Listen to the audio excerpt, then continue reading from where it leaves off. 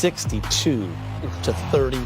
LeBron finished with 22 points and 14 assists. He's now speaking in the locker room with Allie Clifton. LeBron, the guys are back in the studio talking about how much, especially that 6.5-minute stretch in the second quarter, how much fun that was. How would you describe what we saw? Got to be in shape. You got to be in shape for that last 6.5 because we was running, we was covering for one another, we was getting defensive stops, and we was just playing with a lot of intensity, a lot of speed. Everybody was on the string. AD was going nuts. It was just, it was fun. You talked to Trudell about momentum plays, whether it's dunks or threes. When you see AD fly over the first row, as he's done twice in the last 4 games, what does that kind of play do for the squad? I don't like it too much. I don't need my big fella jumping over seats. But the good thing about it, we home, and they'll catch him over there. That's we one big family here. But, man, he just continued to get plays like that. He had the same kind of looking one in Golden State where he flipped it to Kuz, and Kuz got the and one, and then, the same kind of play tonight, and I was able to, after he saved the play, I was able to find JaVale streaking down the middle for a dunk. So just some really good plays, and it starts with AD. There's probably a point in your career where the thought of you taking a 40-foot three with plenty of time on the shot clock would not be something that would go through your thought process. What has brought you to this stage of your career where that is literally a shot that you feel comfortable with, your team feels comfortable with you taking? Because my teammates see me work on it a lot, and I know I put in the work on it. I don't take no shots that I don't work on.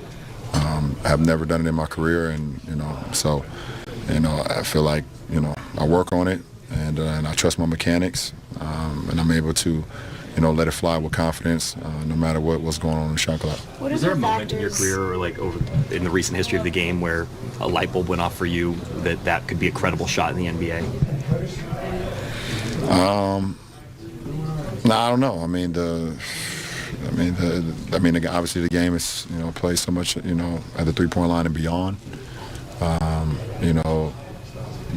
So I just think for me personally, just want to continue to have a growth mindset. However the game is changing, being able to change my game and also still be true to who I am at the same time. So we're just not trying to have any weaknesses. When you're, what are the factors that go into you deciding whether or not to take a shot from out there?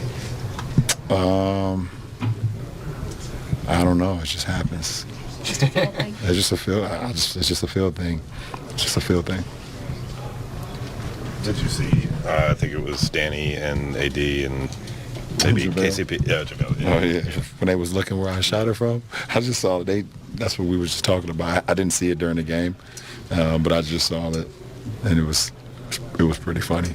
It was pretty funny. Jeannie Buss said last night that looking back at the season so far, that Anthony's been even better than she could have imagined. I don't know. How can you assess what it's been like to play 60 games with them so far versus what your expectations were? It's everything I expected and more. And that's why I wanted him here. And when you get a generational talent like that and you have an opportunity to get them, just try to do whatever you can to try to get them. And and I gave my opinion on what I thought he could bring to this franchise. I gave my thoughts about the player, but not only the player, the person. And hopefully they took my advice to heart.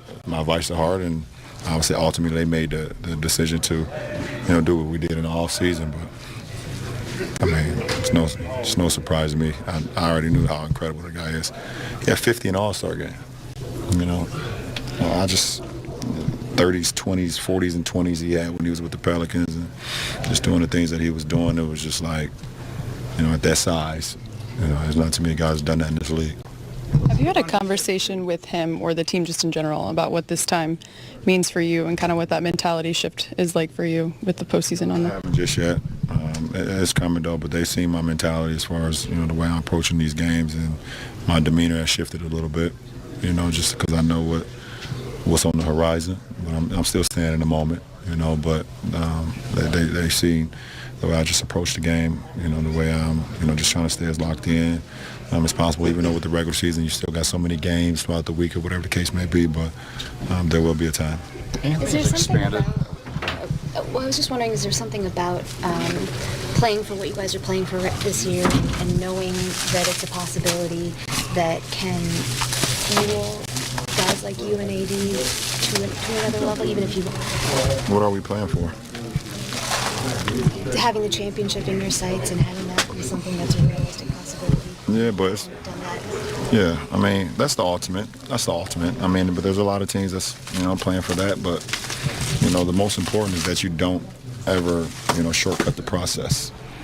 The process is what's most important. The end result is a championship, but that's ways away. That's ways away. So right now we're playing for a growth mindset and how we continue to get better throughout the regular season, how we can get better every week, and as the season continues to wind down, how we can get better as the playoffs start. So, the ultimate goal obviously is to raise the trophy. And we know that, but the process is what makes it even more sweeter. Last question. They started off hot, of course, but when a team's down 3 starters like that, is there a mental factor or a human nature factor that maybe you kind of overlooked them a little bit? And is that why, maybe it took you guys the second quarter to get back in that game? No. We've lost to teams that have missed the starters this year. But at the end of the day, we're all NBA players. Everyone's an NBA player, and we all got here for a reason.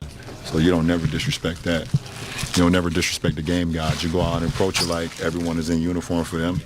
They're a very good team, no matter what. So, no, they were playing well, and but that's why it's a 48-minute game, and each possession has its own challenge, and just try to get better as the game go on, and we did that. Thanks, sir. More to come on Access Sportsnet. Lakers, Danny Green with one of many highlight plays for the Lakers tonight. Purple and gold have won 9 of 10. Fish breaks down the second quarter. Access 360 style is next. Access Sportsnet.